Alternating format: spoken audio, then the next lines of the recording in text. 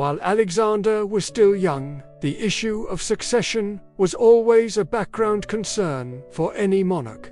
The wedding ceremony itself likely blended Macedonian and local customs.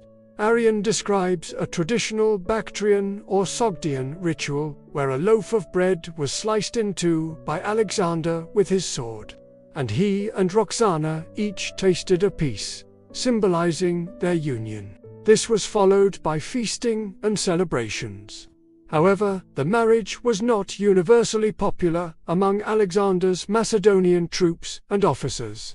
Many of the more traditional Macedonians viewed it with suspicion and resentment.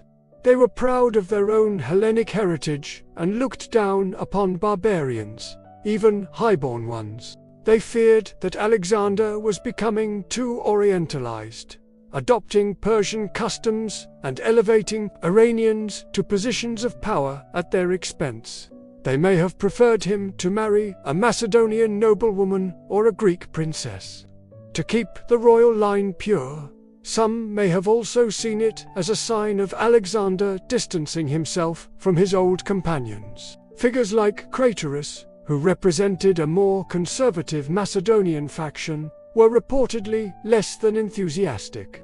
Despite these undercurrents of disapproval, Alexander proceeded with the marriage.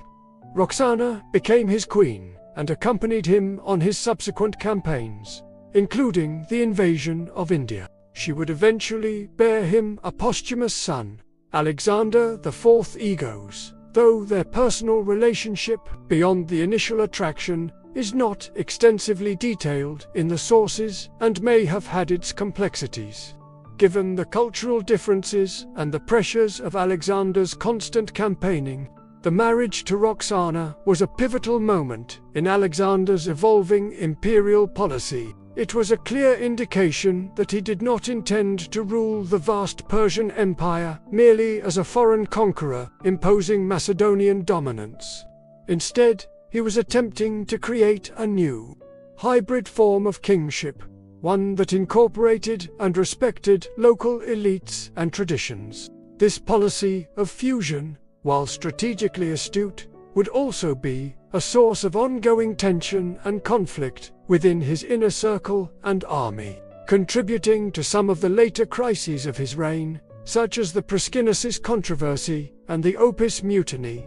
For the moment, however, the marriage to Roxana seemed to achieve its immediate political goals. It helped to pacify Bactria and Sogdia, securing the loyalty of influential figures like Oxyates. It provided Alexander with a legitimate queen from the heart of his newly conquered eastern territories, and it demonstrated his long-term vision for an empire where Macedonians and Iranians could, in theory, coexist and quarrel. Whether this vision was ultimately achievable or sustainable remained to be seen.